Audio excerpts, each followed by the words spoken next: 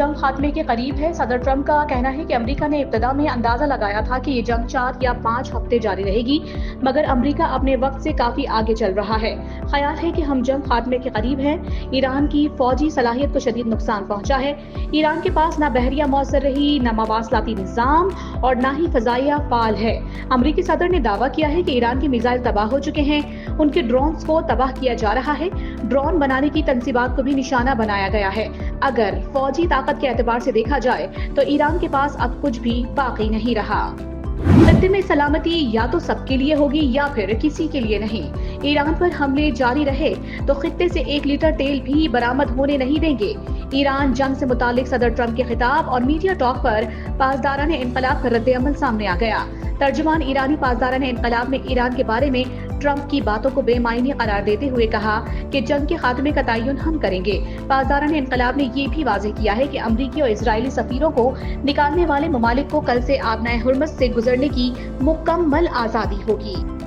امریکہ اور اسرائیل کے ایران پر فضائی حملے جاری، تہران پر شدید بمباری، درجنوں اموات کی اطلاعات۔ مشرقی تہران میں صنعتی مرکز اور رہائشی عمارتوں کو نشانہ بنایا گیا۔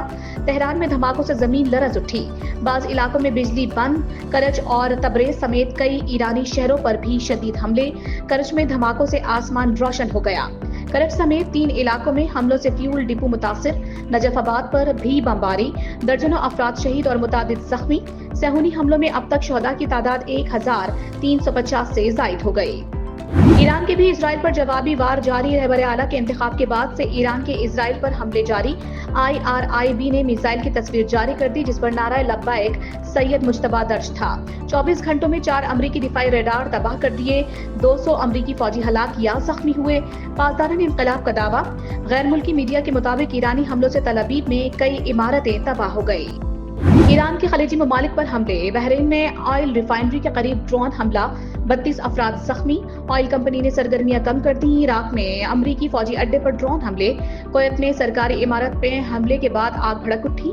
کویت ایئرپورٹ کی فیول اسٹوریج ٹینک بھی ڈرون حملے کا نشانہ بنے۔ روسی صدر پیوٹن کا امریکی ہم منصب ٹرمپ ایران جنگ ختم کرنے کا مشورہ۔ ٹیلی فون پر رابطے میں ڈونلڈ ٹرمپ کو پیوٹن کی جنگ کے جلد خاتمے کے لیے تجاویز۔ دونوں رہنماؤں کا یوکرین، تنازع، وینزویلا صورتحال پر بھی تبادلہ خیال۔ تیل کی عالمی صورتحال پر غور کیا گیا۔ اسرائیل کے جنوبی لبنان پر حملے جاری۔ اسرائیلی حملوں میں ایک مسیحی پادری بھی مارے گئے۔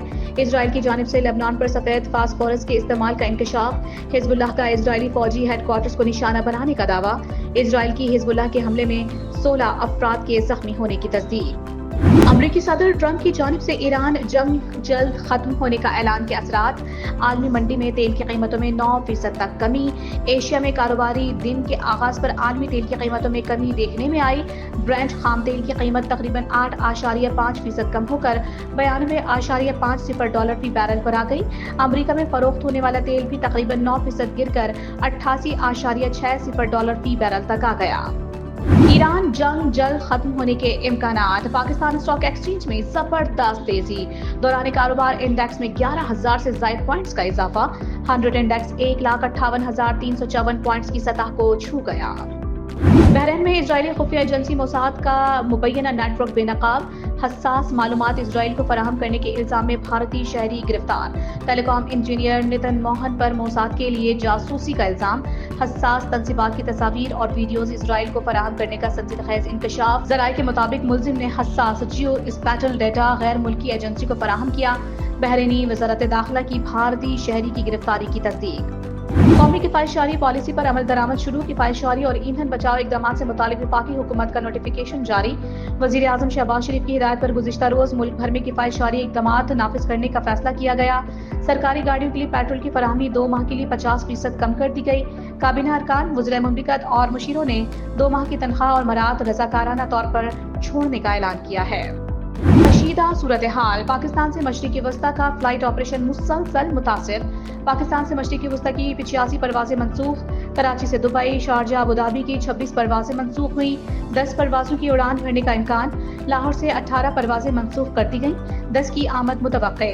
اسلام آباد سے دبئی، ابوظہبی، شارجہ کی 20 پروازیں اڑان نہ بھر سکیں۔ 11 دن میں منسوخ پروازوں کی تعداد 1600 ہو گئی۔ پاکستان میں 5G انٹرنیٹ سروس کی نیلامی آج کا دن ملک کے لیے تاریخی قرار۔ اسلام آباد میں 5G سروس کی نیلامی کی تقریب سے خطاب میں وزیر خزانہ محمد اورنگزیب نے کہا کہ آئی ٹی کے شعبے کے لیے آج کا دن انتہائی اہم ہے۔ 5G ڈیجیٹل معیشت کے لیے مددگار ثابت ہوگا۔ ہمارا مقصد تیز اور سستا انٹرنیٹ فراہم کرنا ہے۔ وزیر اعظم کے ڈیجیٹل پاکستان ویژن کو آگے لے کر بڑھنا ہے۔ ملکی معیشت کو مستحکم کرنے کے لیے اقدامات کر رہے ہیں۔ افغان طالبان اور فتنۃ الخوارج کے خلاف پاک فوج کی مؤثر جوابی کارروائیاں جاری۔ ارندو کرم سیکٹر میں اہم پوسٹوں اور مراکز کو تباہ کر دیا گیا۔ سیکیورٹی ذرائع کے مطابق بزدل افغان طالبان پوسٹیں چھوڑ کر فرار ہو گئے۔ پاک افواج افغان طالبان اور فتنۃ الخوارج کے ٹھکانوں اور صرف فوجی تنصیبات کو نشانہ بنا رہی ہے۔ افغانستان میں موجود دہشت گرد پاکستانیوں عالمی امن کے لیے خطرہ بن گئے۔ افغان طالبان رجیم نے دہشت گردوں کو پناہ دے رکھی ہے۔ اقوام متحدہ میں پاکستانی مندوب عاصم افتخار کا کہنا ہے کہ افغانستان سے آئے دہشت گردوں نے پاکستانی شہریوں کو نشانہ بنایا۔ آپریشنز میں غیر ملکی اسلحہ ملنا خطے میں خطرناک سرگرمیوں کی نشاندہی ہے۔ بھارت خطے میں دہشت گردی میں ملوث ہے۔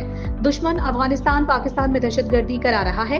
دہشت گردوں سے بھارتی روابط کے ثبوت عالمی برادری کو دیے، پانی کو بطور ہتھیار استعمال کیا جا رہا ہے۔ امریکہ نے افغان طالبان رجیم کے خلاف سخت موقف اختیار کرتے ہوئے افغانستان کو ناجائز گرفتاریوں کی سرپرست ریاست قرار دے دیا۔ امریکی وزیر خارجہ مارکو روبیو نے بیان میں کہا ہے کہ آج میں افغانستان کو ناجائز طور پر لوگوں کو حراست میں رکھنے کی سرپرستی کرنے والی ریاست قرار دے رہا ہوں۔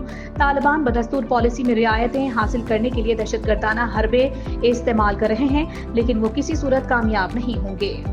رمضان المبارک کا آخری اشرا۔ پاکستان میں اعتکاف کا آغاز آج سے ہوگا۔ مسجد نبوی میں 3200 مرد و خواتین اعتکاف کر رہے ہیں۔ مسجد الحرام میں بھی تقریباً 3000 افراد معتکف۔ مسجد نبوی کی انتظامیہ کا کہنا ہے کہ اعتکاف کے لیے ادارے کے پورٹل پر خود کو رجسٹر کیا جاتا ہے۔ اور پاکستان بنگلہ دیش کے درمیان 3 ون ڈے میچز کی سیریز کا پہلا میچ کل کھیلا جائے گا۔ ون ڈے سیریز میں نعیم الرشید میچ ریفری کے فرائض انجام دیں گے۔ سیریز کے لیے کمار دھرماسینا، اینڈرن ہالسٹاک، غازی سہیل، تنویر احمد اور مسعود الرحمان آن فیلڈ امپائر مقرر۔